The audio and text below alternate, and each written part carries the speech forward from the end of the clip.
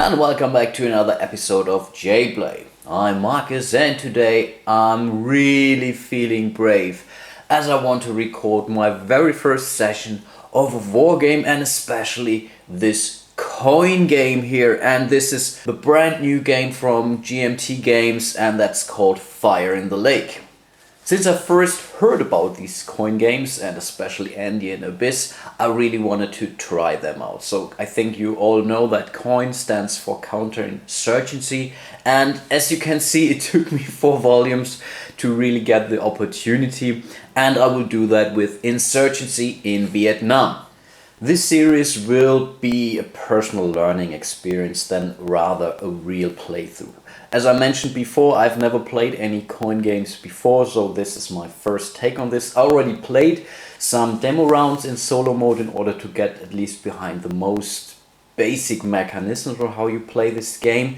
And that's basically also, let's say, something worth mentioning. The core rules when you actively play a faction are not that difficult. That's really something you get behind after 2 or 3 rounds. But these flowcharts and all the rules that are related to that for non-player characters in this game, they can be pretty tricky because you really have to do some reading, okay, you have to do some countings on the board, so where does it make sense to do the terror operation and stuff like that. You have to jump back to the rules in order to remember how the terror ops really feels like, how it's played, how often can you do that, what does it cost. But this is really something where I promise you I will definitely do a lot of mistakes. I will do a lot of wrong decisions also for the non-player factions here. Please let me know. I'm not doing that planned. So really when I do these mistakes, they are really mistakes. I'm not trying to cheat here.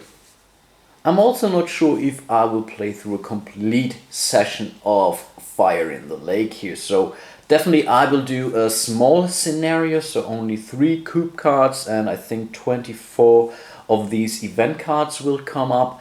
So I really have to see how things are going, and really depending on how many mistakes I'm doing, maybe I'm doing such a capital mistake as of turn 3 or so that I'm already cheated too badly, then I might really call it a day and will end my playthrough immediately. I think the basic idea for me is I want to learn the game, and again I really hope you will help me and make me aware of any mistakes. And on the other hand, I want to show some of you guys how this game will actually feels. And of course I will try to explain some of the rules, at least how I understand them, so in order to give you some basic understanding of the core mechanics. Originally I intended to play only one active faction, but I reconsidered that, and I think it's also part or recommendation of the rules where they say let's, for your first playthroughs, keep the number of non-players at a minimum, ideally with none of those. I'm alone, so I have to swallow the pill here. So I decided to play as the United States and the Republic of Vietnam, so the ARVN troops here. Of course you have to play with one side, and the player will use the lower victory margin of the players' 2 factions, what you can see here. So I cannot pump up one side in order to make it win. I have to balance both factions out a little bit in order to have a chance to stand against the other 2 factions. And those other 2 factions are the Viet Cong and the North Vietnamese Army. Okay, I already prepared the game board according to this short scenario, so from 65 to 67. I also decided to only use periodic events. That means I'm only shuffling event cards that shows the year 1965 into the deck. This also means that this AAA NVA capability is in place. This says point air defense of logistic hubs. Airstrike does not degrade the trail below 2. So I placed the appropriate token in the capabilities box, and in case you don't know it, these capabilities have, let's say, the duration during the entire game, whereas some of the momentum event cards, maybe I can show you them, only are valid until the end of the next coup card basically. The trail currently has a value of 2, and this reflects the efficiency of land and water resupply from North to South Vietnam. Basically, how good the North Vietnamese army is able to rally in specific regions of North and Southern Vietnam. This scenario also states that we already have, 2 new leaders, and the current leader is Young Turks, and he has this special ability: each Arvin governs special activity adds +2 patronage. Patronage is one way for the Arvin troops to win this game. The other factor for the Arvin to win is the coin control. Basically, you check which region or which city is coin controlled, and then you use the population icon, and this is basically your modifier to your victory points. For the US, the support is important, and as in previous games, there is an active support and a passive support. Some of the provinces and cities are currently under active or passive support, some are neutral, and of course we have active opposition, which would be important for the Viet Cong player down there, where you can see where he has in Kiang Yang. And I'm terribly sorry if I pronounce some of these names incorrectly, definitely not being taken as an insult. This is just my bad German, who tries to pronounce it as good as possible. But going back to this active opposition, you just take this modifier here and or the multiplier here. Active opposition means multiplied by 2, so you take the population value, which is 2, multiplied with 2, so this would be 4 victory points for the Viet Cong player. And of course the same is true for the active support. You just take the multiplier, take the number of population and multiply them, and in this case, for example, Canton is worth 2 victory points for the US player. And the second factor for the US victory is the number of available troops. As more available troops you have, the more victory points you can get. The same counts for bases. You just sum them up, so the support and the available troops and bases, and that's basically the amount of victory points you have. That's also similar for the Viet Cong. So basically you take the active opposition and then you add the number of bases on the board. So if the Viet Cong player would add an additional base, he would gain an additional victory point. Easy as that. For the North Vietnamese army, also the bases are important for the victory march. So in this case, the NVA player has 8 victory points coming from the bases, and the second factor are those NVA controlled regions. Again, that's basically similar to the coin control. You just take the population value and add this to your victory point margin.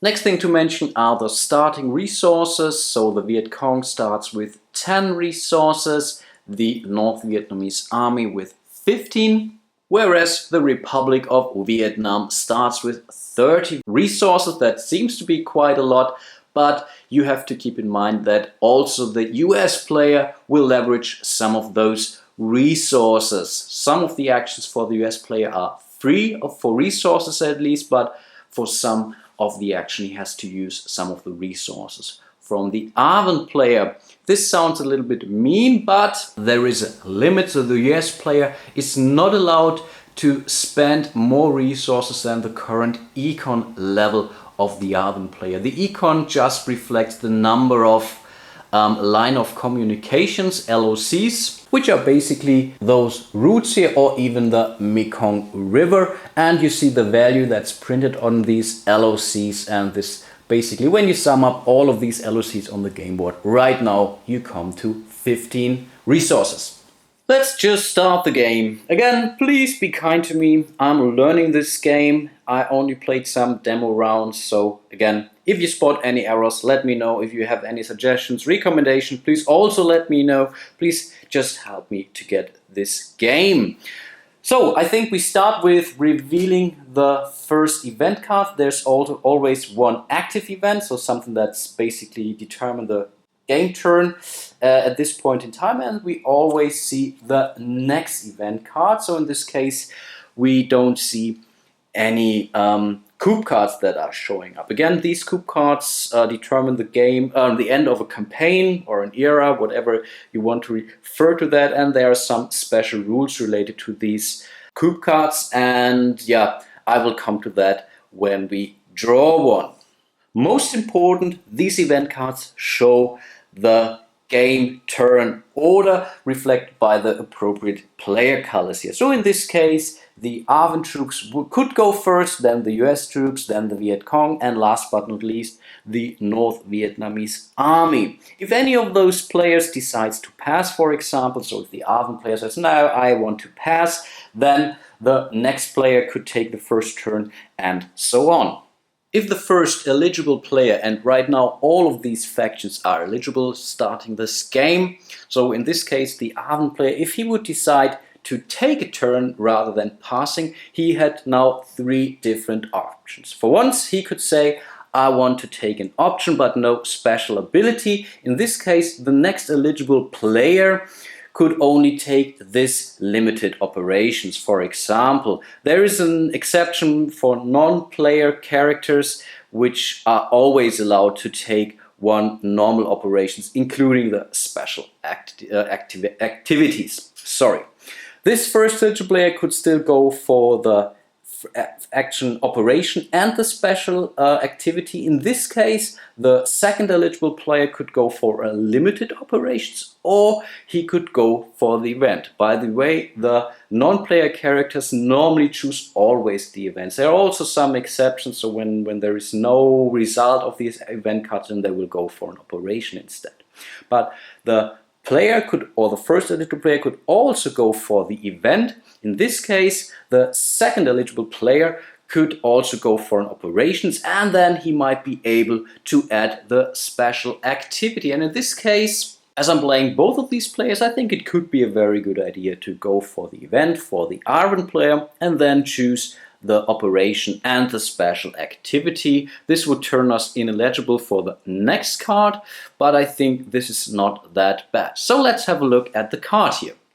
Some, or I think even most of these event cards come with 2 events. So there's an unshaded and a shaded event. The unshaded event is usually beneficial for the coin players, so the ARVN or the US player, whereas the shaded events are usually better for the insurgency player, so the NVA or the Viet Cong. But I'm free as a player to go for any of those 2 if I see any direct benefit. For example, if I see I'm playing the US player and another player is going for the ARVN, I see ARVN is only 1 point away from winning this game or is already in the winning margin, I could then decide to go for this card down there to harm the other player, to make him lose some actual victory points. That's usually not something that you would do at the very beginning, as you are supposed to be friendly players, or at least ARVN and US. But at least in the later stage of the game, I could really imagine that something like this could happen. Let's have a look at the background of this card, which is called Amphib Landing. Vietnam's long coastline enabled numerous US Marine Corps and ARVN amphibious operations to support combat operations. From the effects, at least for the US or ARVN player, US or ARVN relocates any of its troops among coastal spaces, then free sweeps and assaults in 1 coastal space. And coastal spaces are those touching or across a highway from an ocean. And what's important, the sweep could occur even during a monsoon. Normally that's not allowed. In this case, this would be allowed. We don't have to look at the special abilities for the insurgency players, as I'm pretty sure the ARVN player will go for the event here. I think I can really get some control of some territories here. I think for once I will move to Quang Tri, very up far in the north, which is currently NVA controlled, as you can see there. Right now there are 5 pieces of any faction, and I have 3 pieces for the coin, so the base and these 2 troop cubes. So in order to get control of the territory, I would need more than all the other factions in that area. Of course, I can exclude the US player here because these are friendly and they can help me to gain control. So I would need now 3 additional cubes, troop cubes in Quang and I think I will take them out of Saigon. So remember, these are troop cubes, and the orange cubes also belonging to the Arvin player are police cubes. This card only allows me to relocate troop cubes who are at the coastal space, and Saigon definitely is. So I take these 3 troop cubes and I will place those in Quang. Now I have 6 pieces, or the coin factions have 6 pieces, whereas the other parties or factions only have 5, which means NBA is losing this control and I gain control of this province here. So this also means the NBA player, loses 2 points because the population of Quang is 2, and the Arvin factor gains 2 points because this is important for the victory margin. And by the way, both the US and the Arvin player needs 51 points in order to win this game, but I think this is something I can explain. Maybe at the end this is called the victory margin. So normally you take your amount of victory points and then subtract your victory margin. For in this case, for both players, this is 50. And in some cases you are not able to gain your, let's say, victory condition throughout the game. And then after the last coup card is being let's say conducted, then you just subtract those numbers, and then the player with a least negative value wins this game. So this is something I might be able to explain a little bit later. The event card still allows me to do 1 free sweep, and I'm really thinking of doing that, and this time I might be able to sweep down here. How does it look like? I will move adjacent troops, so in this case adjacent from Kanto, for example. I would also be allowed to use any line of communication. So for example, I could use this line of communication from Saigon and then move into 1 adjacent space. This is where these line of communications are pretty important, at least for the coin players. But in this case, I think I will stay at Kanto, and I think I will move down there, and I will move 4 of my troops to Kiangang. So this was the first part of the sweep. Now the sweep would allow me to activate enemy guerrillas, and normally this is done on a 1-by-1 basis. So for 1 troop I can activate 1 underground guerrilla, guerrilla. Sorry. Just watched this movie Captain Ron, and he was also mixing up gorillas and guerrillas, and it was a very funny situation. Not sure if you know this Kurt Russell movie, but something different now. So I could now activate this underground guerrillas. Right now they are underground because the star is not showing. If I would activate them, the star would show up, and there are also some special rules for activated underground guerrillas. And it's for the coin players always best to activate the other factions guerrillas, of course. And again, I'm doing this on a 1-by-1 basis. So for 1 cube, I can activate 1 guerrilla here. And there is only 1 exception, I think, in jungle spaces, dark green, where this is 2-by-1. So for 1 guerrilla, I have to have 2 troop cubes. So in this case, these 2 guys are being activated. So they basically, we know that they are there. And now I'm also allowed to assault in this coastal space. And assault means I can kill those activated guerrillas. And this is now important. I cannot eliminate guerrillas which are underground. So that was a very perfect match here. And the assault goes that way. For each 2 cubes in a normal space, I can get rid of 1 Vietnamese guerrilla here, or Viet Cong guerrilla. So these guys go back to the available forces, and this also means I just gained control of another province here, and again this would give 2 victory points to the Arvin player.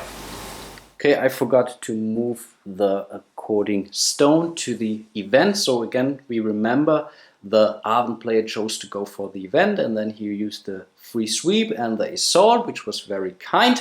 Now the US player's turn would be, so also myself, and I could now decide on whether to pass, which I won't do, of course, because I want to go for this operation, and I'm allowed to add the special activity, and this is pretty powerful. So I will move the US stone to the second space here. And then I'm allowed to do those normal coin operations, so train, patrol, sweep and assault. And then depending on which coin operation I chose, I might be allowed to do a special activity. So for example, when I go for a sweep, the special activity could only be an airlift or an airstrike. No, this is not allowed in the monsoon area. It's also important to mention that you can take those special activities basically in any order. So you could go first with your special activity and then go for the normal operations. You could start your normal operations, then whatever, make a break from that operation, do your special activity, and then go back to the normal operations if you still have some choices left. This is very important because sometimes you want to whatever train troops, but you don't have enough resources, but you could go for another special activity that would grant you some resources back, and then you whatever do a tax action, especially for, I think that's the Viet Cong player who can do that, and then whatever with these resources he could go back to the rally and then gain more troops on the game board. So this is really important to mention. The US will go for a training action. Basically, as it's a standard operation, I can do that as often as I want, but the US can only train in a territory where there is or where there are US pieces already. And as I can also use to pacify in one space, I think I would definitely go into this region here. Now I could decide I could place either a US-led regular, so basically not really a troop, but a regular. So this is really also some kind of a guerrilla troop for the US. I think this is relatively new to a fire in the lake. Or I could place ARVN troops here. And if I go for ARVN troops, I have to pay for them. That's per space 3 cubes where I would place or train new ARVN troops, or also rangers. And I think this is not what I will do. I want to save my resources for now, so I will place one irregular here in this space. Remember, this doesn't cost us any resources. And I think we also train here. So in both of these territories I do have US pieces. I'm going for an additional irregular at this point in time. So again, this doesn't cost me any money. Now I could go for a pacification action, and this still belongs to the normal training operations, and I can train in one of those areas where I just trained my troops. And for me that's pretty simple, as Quang Tin here would give me has two population. This can be pretty powerful for me in order to gain some of those victory points for me. So I will do the pacification action here. And what does pacification mean? I can build support in those areas. Of course, I can only do this where there is coin control and stuff like that, but this is perfectly fine for a pacification action. With pacification, I could remove one terror marker. This would cost me 3 ARVN resources, and I could shift 2 levels towards active support. And also each level would cost me 3 ARVN resources, and I would go for once to passive support, so that's 3 resources, and then go to active support, which would mean I have to pay 6 resources from the ARVN funds. For now that's fine, but 2 things happened at this first action. For once we have another coin controlled region here, and this also means that the ARVN faction gets 1 additional victory point, so they land at 46 victory points now. The next thing is that we get 2 times 2 amount of victory points for the US player for the active support in Quang Tin, and this is definitely something. So the US player gets 1, 2, 3, 4 victory points, coming closer, or both coming closer to the victory point margin.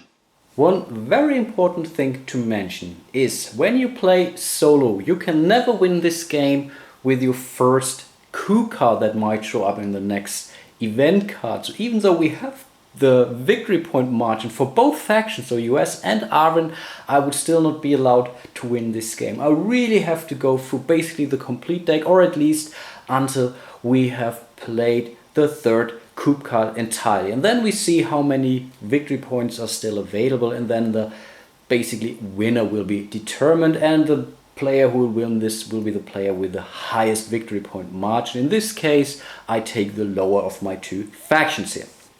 The US still have their special activity, and I will go for an advice action here. And I have different options to go there. So one option could be to sweep, I could assault, and I'm also allowed to activate one underground irregular or ranger there, and I would be able to remove 2 enemy pieces.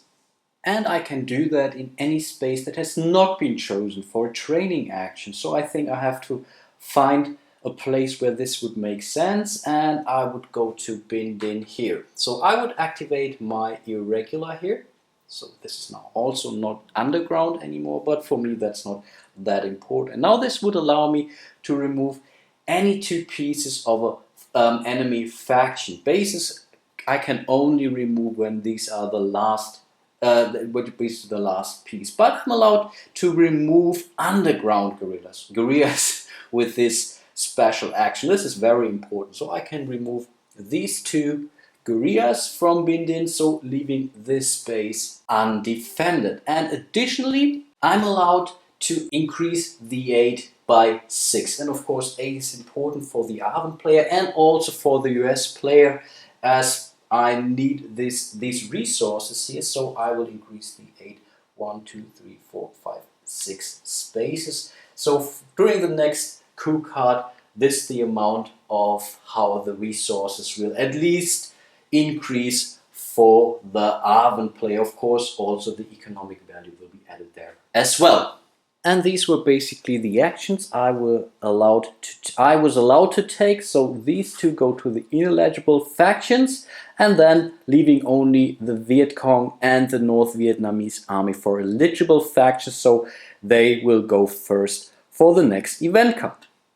So this card is basically gone, so I would reveal a new card. This will become the active event card, and this will be the next event card, and we already have a coup here. So which means for once we will place the monsoon marker here on this card. So it's not allowed in this turn to sweep or I think march for the insurgency players. There are also some additional rules, but I think these are the most important ones. And the next round will be already a coup round. But I think this is really something I will cover then in the next video. For today, I will really concentrate or focus on the normal player actions. And this is the Great Society. Lyndon B. Johnson's Great Society was his umbrella title for his domestic agenda. It was a bold initiative to reduce poverty and raise the US standard of living. Unfortunately, the Vietnam War's call on resources and political attention derailed its most significant portions, and it ultimately was viewed as a failure. The first eligible player would be the North Vietnamese army, because the Arven player is ineligible, or the faction is ineligible, so he would not be allowed. And as I said, normally the insurgent or the non-player characters will always go for the event. In this case, I think it could be worth checking out the shaded event here, because this is normally beneficial for the insurgent players. And this says War Rex Economy. US moves 3 pieces from available to out of play. And this is definitely important, so I think that's a no-brainer for the NVA player. So he will definitely go for the event at this point in time, which also means that we have to take 3 of these cubes, take them from available and move them into out of play. This also means the US just lost 1, 2, 3 victory points. Easy as that. The next player in turn order would be the US. Of course, US is ineligible, so we come to the Viet Cong, and the Viet Cong, of course, would go to the faction operations, and he would also be allowed to go for the special activity. But as already explained, this is a special rule for the solo play. The non-players always take a full operation, including the special activity. And now we check the flowchart here. The first thing that the non-player Viet Cong would do, Viet Cong can terror at support without last underground Viet Cong at VC bases. This is something we have to check on the game board first. And again, they're only doing that at locations where there is some support, so even passive or active support. And we definitely have the case here, so we will place one of these white pawns, and this also means the Viet Cong player loses one resource. The next thing that would happen is we would place a terror marker, and if this would be a Viet Cong player, we would also push it or shift it one level towards active opposition. In this case, we only have passive support, so this one would be neutral, and again, this would mean the US player will lose one victory point, bringing him down to only 38 victory points now. And of course, we have to activate one guerrilla. Again, the Viet Cong non-player will always try to keep one Viet Cong guerrilla underground in order to protect the base here. Then I checked the game board, to be honest, and I think that's basically it. We do have guerrillas here and also more than enough to protect this base, but we don't have any support here. Here we have support, but we don't have any more underground guerrillas. So this is definitely a good thing that we did the, I think was the special assault operations over there.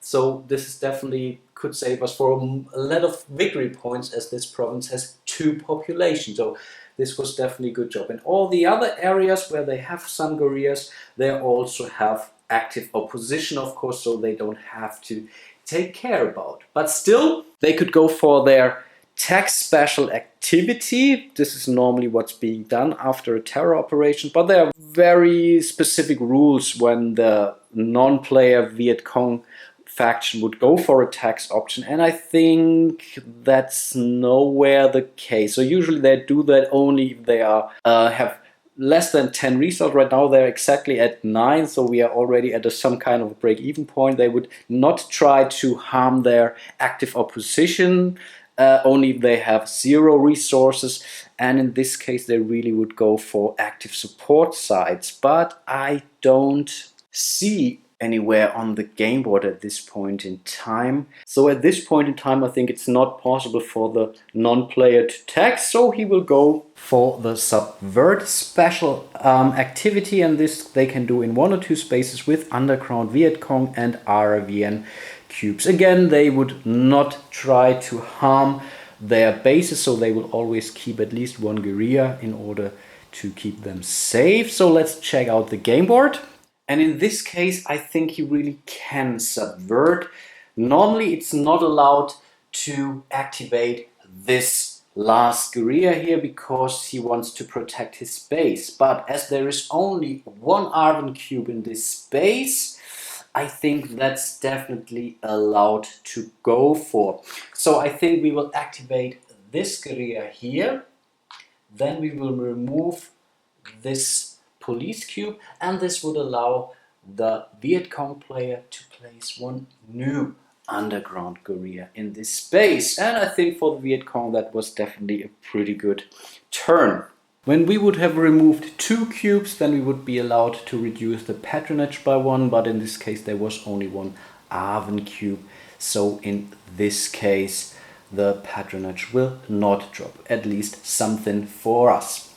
And this was basically the turn of the Viet Cong player. And now we would come to the next card, and the next card would be the coup here. For once, the coup will, or this new president will replace the old one. So we place it on top of it. So now this special activity or this special condition is in place. So pacification costs 4 resources per terror or level. And this is definitely not a good thing for the coin players like we are at this point in time. We will also reveal the next card already, so we can already see what might come up. And it's also important to mention that at the end of this coup phase there will be a reset, so all players will be eligible again. The first thing that would happen, so we go coup card counter here. This says the first step would be victory. Right now that's pretty clear, we don't have any victories. Then we would go to the resource step, support step, redeploy, commitment, and then the reset. But again, this will definitely be something for the next video. I really hope you enjoyed my little learning experience so far. Please again let me know if I explained something wrong or maybe not entirely clear to you. Just drop me a note, comment, whatsoever. I will try to repair all my mistakes in the next video, or maybe put a banner in the video or a little note in the video. Please, your help is really appreciated here as I'm trying to learn this game. Hope to see you soon in my next session of my playthrough of Fire in the Lake, and until then, bye bye.